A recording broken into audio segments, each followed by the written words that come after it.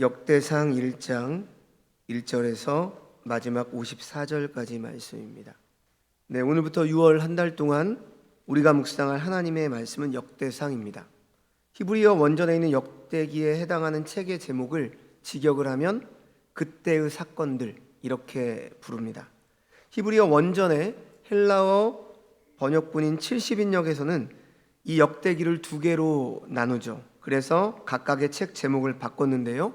그 제목을 직역하면 빠진 것들 상, 빠진 것들 합니다. 그러니까 우리가 이제 역대상 말씀을 묵상하는데 원래 역대기로 한 권이죠.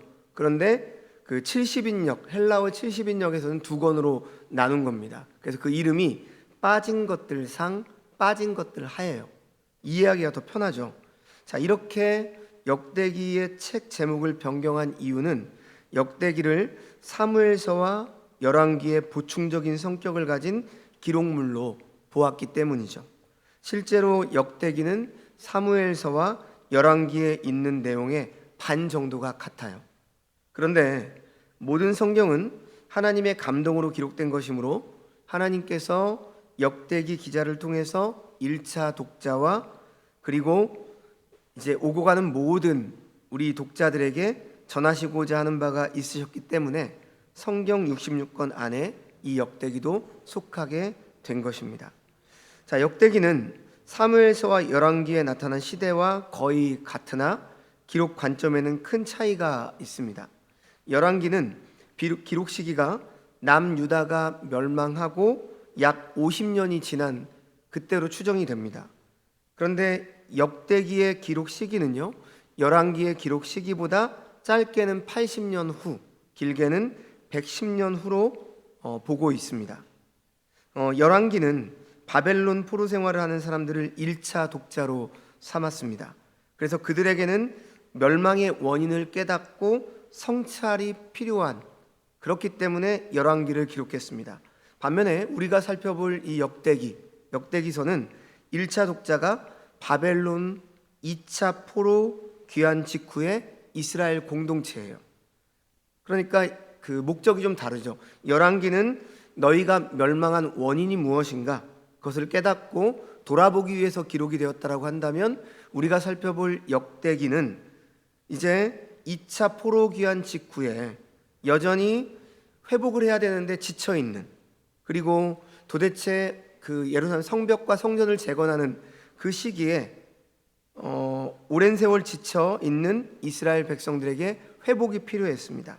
참고로 바벨론 2차 포로 귀환 이후 시대는 학사 에스라가 활동하던 시대였죠. 그래서 이 역대상 역대하, 이 역대기의 기자를 에스라로 추정을 하고 있습니다. 정확하진 않아요. 근데 에스라가 썼을 것이다 이렇게 추정을 하죠. 열왕기는 하나님에 대한 순종과 불순종에 따른 열왕이 받은 복과 저주의 역사를 기록한 책, 그래서 비판적 시각에서 기록된 열왕기는 선지자적인 관점에서 기록이 되었다 이렇게 우리가 볼 수 있습니다. 자, 그런데 역대기는 열왕기와 다르게 기록의 초점이 선택받은 백성의 정체성의 회복에 있어요. 그래서 이 역대기는 소위 제사장적인 관점에서 기록이 되었다 이렇게 말을 합니다. 자, 역대기는 하나님께서 선택하신 백성은 영원히 존속한다라고 하는 이 영속성과 정통성을 강조하기 때문에 이 열왕기서에 기록된 것처럼 앞에서 열왕기 상하에서 기록된 것처럼 왕들의 어떤 치부를 많이 드러내지 않습니다. 자, 예를 들면 역대기를 보면 남유다 왕 14대 왕이 므낫세입니다. 므낫세 우리가 알고 있죠. 므낫세는 악한 왕, 아주 악한 왕으로 알고 있는데 이 역대기에서는 므낫세에 대한 후한 평가도 기록이 되어 있어요. 비판적 시각에서 기록한 열왕기하 21장을 보시면 많은 분량을 할애해서 므낫세가 아주 악하고 나쁜 왕으로 묘사가 되고 있죠. 아버지 히스기야 왕이 제거한 산당과 우상들을 다시 세웠고요. 심지어 하나님의 성전의 우상의 제단들을 세우는 악행을 저지른 게 므낫세입니다. 이러한 므낫세의 악행을 비판적 시각에서 기록한 열왕기서 기자는 므낫세 이후에 악행을 저지른 왕을 평가할 때마다 므낫세의 악행과 연관을 지어서 평가를 하죠. 마치 북이스라엘의 악한 여로보암 왕이나 아합 왕처럼 남유다 왕 중에 가장 악한 왕의 표상이 바로 므낫세입니다. 자, 그런데 이제 우리가 역대상을 보지만 역대기가 한 권이라고 했으니까요. 역대하 33장을 보시면 열왕기와 다르게 이런 악행에 대한 기록이 반으로 줄죠. 그리고 므낫세가 오히려 겸손하게 하나님께 기도했던 일, 그리고 하나님께서 그 기도를 들으셔서 므낫세가 바벨론에 끌려갔다가 돌아와서 다시 왕위에 올랐던 이런 일들을 역대기는 기록을 하고 있단 말이죠. 자, 이러한 역대기의 기록은 우리들에게 아주 중요한 시사점을 제공합니다. 무슨 말씀이냐면 누구든지 하나님 앞에 겸손하게 회개하면 회복이 될 수 있다는 거죠. 악한 왕이었던 므낫세도 하나님 앞에 회개했을 때 그런 그 은혜의 기회를 주시는 것을 우리가 볼 수 있다는 겁니다. 자, 역대기의 기록 목적이 바로 여기에 있는 거죠. 1차 독자는 바벨론 포로에서 귀환한 사람들이라고 말씀을 드렸어요. 그때는 남유다가 멸망을 하고 바벨론 포로로 끌려가서 포로 시대를 마치고 귀환한 사람들이 희망을 잃고 자포자기하다시피 생활을 하고 있을 때였습니다. 예루살렘 성전이 재건이 되어서 약 60에서 70년이 지났지만 택함받은 백성의 영광은 재현되지 않았죠. 그리고 예루살렘 성벽이 허물어진 상태에서 주변 이방 사람들로부터 핍박까지 당하고 있었던 그런 상황이었습니다. 안정적인 삶을 영위하기에는 예루살렘의 기반의 시설이 제대로 갖춰져 있지 않았습니다. 자, 바로 이러한 때에 이들에게 하나님의 약속은 변하지 않음을 인식시키고 선택받은 백성의 정체성을 잃지 않도록 희망의 메시지가 필요했던 것이죠. 그래서 이스라엘 백성들에게 이러한 소망과 위로를 주기 위해서 제일 먼저 기록한 부분이 바로 우리가 참 읽기 곤란해하는 족보의 말씀이 나오고 있는 겁니다. 자, 오늘 1장부터 9장까지요. 여러분들은 이제 무려 9장에 걸쳐서 족보를 계속 보셔야 합니다. 이 족보가 나와 무슨 상관이 있는가? 이렇게 생각할 수 있겠지만 상관이 있습니다. 자, 그런데 역대기의 족보는 이스라엘의 12지파 중에 특별히 유다, 베냐민, 레위 지파가 강조가 되고 있습니다. 자, 그래서 우리가 잘 살펴보면요, 앞에 기록된 열왕기와는 다른 관점을 파악하게 되는데, 그것은 역대기의 족보는 남한국의 지파인 유다, 베냐민과 이스라엘의 제사장과 사역자를 배출했던 레위 지파에 치중을 하고 있다는 것이죠. 그러니까 역대기의 저자는 노골적으로 유다와 베냐민 지파만을 강조하고 있는데요, 이것은 역대기가 북왕국 이스라엘과는 관련이 없다, 이것을 의도적으로 나타내고 있는 겁니다. 자, 우리가 잘 아는 것처럼 솔로몬 왕 이후에 통일왕국 이스라엘이 두 나라로 분열이 되죠. 그래서 북쪽에는 북이스라엘이 되고 남쪽에는 남유다가 됩니다. 북왕국 이스라엘은 하나님 앞에 우상 숭배와 배교를 일삼다가 BC 722년에 아수르에게 망하게 되죠. 그리고 이후 이제 BC 586년에 남왕국 유다가 바벨론에 의해서 멸망을 당하게 됩니다. 자, 결국 나라를 잃고 70년 만에 폐허가 된 나라에 돌아온 이스라엘은 남왕국의 중심 지파인 유다 지파와 다윗 왕조의 족보만을 의도적으로 불균형을 이루게 배열함으로 자신들의 과거 역사가 주는 최대의 교훈, 즉 하나님을 버리고 이방신을 섬기며 욕망을 따라 세속을 선택한 민족은 결국 패망한다라고 하는 사실을 상기시키고 있는 것이죠. 남유다, 즉 다윗 왕가의 혈통을 적통으로 인정하고 북왕국 이스라엘의 혈통을 의도적으로 배제한 것은 다윗이 전심으로 하나님을 섬기고 순종한 그 하나님을 향한 태도를 통해서 하나님께서 다윗의 나라에 영원토록 복을 주셔서 그 나라를 형통케 하시겠다는 약속을 붙잡는 것만이 앞으로 포로에서 돌아온 이스라엘 민족이 계승하고 나아가야 될 전통이고 신앙이다. 이것을 알려주고자 지금 역대기를 기록한 것입니다. 자, 이제 본문을 살펴볼 텐데요.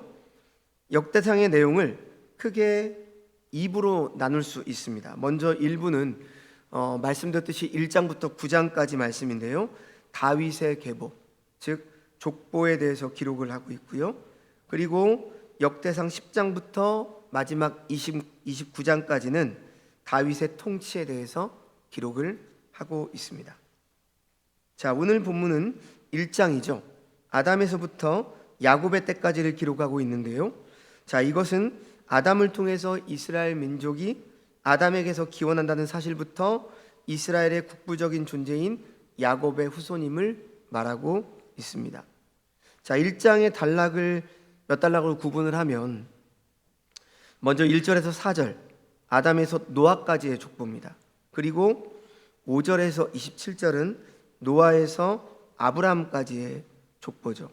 그리고 28절에서 33절은 아브라함의 아들인 이스마엘에 대한 이야기가 기록이 되어 있습니다. 그리고 34절에서 42절은 에돔 족속의 족보, 그리고 43절에서 마지막 54절은 에돔 왕들과 족장들, 이렇게 구분을 할 수 있습니다. 자, 먼저 1절에서 4절의 말씀을 보시면요, 아담부터 노아까지 계보에 있는 사람은 총 10명입니다. 자, 그런데 이 족보는 창세기 5장에 있는 족보와 동일합니다. 자, 24절에서 27절에 노아의 아들 셈부터 아브라함까지 직계로 기록된 사람 역시 10명입니다. 자, 여러분, 역대기 족보의 특징 중 하나는요, 의도적인 생략이 있다는 것입니다. 물론 성경에 기록된 다른 족보 역시 강조를 위한 생략이 있습니다. 자, 지금 본문에서 노아부터 아브라함까지 10명만을 기록한 것은 완전수 10을 통해서 하나님께서 새로운 시대를 열었던 노아부터 아브라함까지 계보를 완전하게 인도하셨고, 또한 아브라함부터 새로운 역사가 시작될 것임을 알리는 의도로 보입니다. 그리고 5절부터 27절까지 말씀은 노아에서 아브라함까지 계보인데요, 창세기 10장에서 11장의 계보를 참고한 것입니다. 다만 노아의 세 아들 중 막내부터 마지까지 역순으로 배열한 이유는 마지막 셈의 자손을 강조하고자 함인 것이죠. 노아의 세 아들 야벳부터 셈까지 그들의 후손들은 각각 14명, 30명, 26명, 합하면 얼마죠? 총 70명입니다. 70명 역시 의도적인 생략을 통해서 맞춘 거예요. 70은 완전수 7과 10의 조합수로 완전함을 뜻하는 수입니다. 이는 상징적으로 현 인류의 민족과 나라는 전부 노아의 자손들이고 하나님의 주권 아래 있음을 암시한다, 이렇게 말할 수가 있습니다. 자, 24절에서 27절에 셈에서 아브라함까지 직계 10명의 계보는 새로운 시대를 알리는 아브라함을 강조하기 위함이죠. 자, 27절 보십시오. 27절에서만 아브람 곧 아브라함, 이렇게 표기를 했습니다. 원문에는 조상들이요 라고 하는 문구는 없고요, 의역에서 지금 들어간 표현입니다. 자, 아브라함의 존재는 존귀한 아버지라고 하는 뜻이고, 아브라함은 우리가 잘 아는 것처럼 열국의 아버지죠. 자, 아브라함은 하나님께서 계명해서 주신 이름이죠. 하나님께서 계명해 주신 이름에는 하나님의 약속이 담겨 있는 것입니다. 아브라함을 열국의 아버지로 만들어 주겠다라는 거죠. 자, 그리고 우리가 생략했지만 28절에서 34절을 보면 이스마엘의 족보가 나오고 있죠. 자, 이 부분에 대해서 우리가 좀 생각을 해봐야 하는데요, 여러분, 상식적으로 유대 민족의 뿌리와 정체성을 보여주는 족보라고 한다면, 앞에서 제가 말씀을 드렸잖아요, 이 족보의 이유가 그렇다고 한다면 당연히 누가 나와야 될까요? 이삭이 먼저 나와야 되죠. 이스마엘은 하나님의 약속을 온전히 믿지 못했던 아브라함이 하갈과 동침해서 낳은 아들입니다. 적통이 아니에요. 그런데 지금 역대기 기자는 다른 족보를 이스마엘과 이삭의 족보 사이에 배치했습니다. 32절을 보시면요, 그드라 자손의 족보가 등장을 해요. 이 족보도 마찬가지로 창세기 25장과 거의 동일한 족보입니다. 한번 살펴보십시오. 창세기 기자는 그드라를 아브라함의 둘째 아내 개념의 후처로 표현을 했는데요. 지금 역대기를 보십시오. 소실, 즉 첩이다, 이렇게 표현을 했습니다. 자, 물론 창세기 25장에서 그드라의 자손을 열거한 다음에 언약의 배우자였던 사라 사이에서 낳은 이삭과 재산 분배에 큰 차이점을 두어서 그드라의 자손은 첩의 자손이라는 것을 암묵적으로 나타내고 있습니다. 자, 중요한 것은 오늘 본문 28절에 그드라의 자손들에 대한 언급이 없어요. 그렇기 때문에 그드라의 족보의 등장은 앞에서 나와야 되죠. 아브라함의 아들이 이삭과 이스마엘, 이렇게만 표현을 했잖아요. 근데 원래대로 하면 그드라도 나와야 되는 거죠. 그런데 생략을 했다가 갑자기 지금 뒤에서 그드라의 자손이 나옵니다. 자, 왜 이렇게 족보의 순서를 배치하고 삽입했는지 의도를 파악하기 위해서는 우리가 본문을 좀 더 살펴보아야 됩니다. 자, 34절에서 이제 마지막 54절을 보시면 에서의 자손인 에돔 족속과 왕들에 대해서 기록을 하고 있습니다. 자, 여전히 역대기 기자는 에서와 이스라엘에서 이스라엘의 족보로 넘어가지 않고 에서의 후손을 언급을 하고 있습니다. 자, 본문 35절은 에서의 아들 이렇게 표현을 했는데요. 창세기 36장은 에서 곧 에돔의 족보는 이러하니라 이렇게 표현을 하고 있습니다. 자, 이처럼 창세기에는 에서와 에돔을 동일시하고 있는 것으로 보아서 오늘 본문에도 에서의 자손을 이야기할 때 에돔에 대한 족보가 바로 나와야 되지만 또 뜬금없이 38절에 세일의 자손이라는 족보가 등장을 합니다. 자, 세일이라고 하는 인물은 어느 족보에서도 에서의 자손으로 직접적으로 기록되어 있지 않습니다. 따라서 세일은 사람이라기보다는 특정 지역으로 이해하는 것이 좋을 것 같습니다. 창세기 32장에서 야곱이 형 에서를 찾아가는 장면이 나와 있는데 여기서 에서가 사는 지역을 에돔벌 세일 땅이다 이렇게 표현을 해요.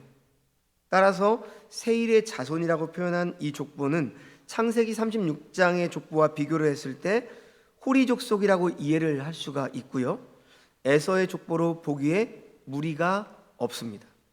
세일의 자손이 등장한 이후 역대기 기자는 43절부터 마지막 54절까지 우리에게 에돔 땅을 다스렸던 왕들의 족보를 보여주고 있습니다. 역대기 기자는 창세기 36장 31절에서 39절을 참고해서 에돔을 다스렸던 왕들의 족보를 보여줍니다.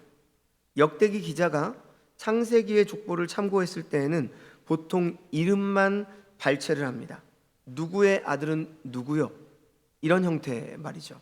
하지만 여러분이 느꼈을지도 모르겠지만 흥미롭게도 지금 본문을 통해서 에돔 왕들을 보여주는 족보에서는 다스렸던 왕의 죽음도 언급을 하고 있습니다. 이것이 중요해요. 자, 그러니까 역대기 기자는 의도적으로요, 지금 에돔 왕들의 죽음을 기록하고 있습니다. 그래서 죽음을 강조하고 있어요.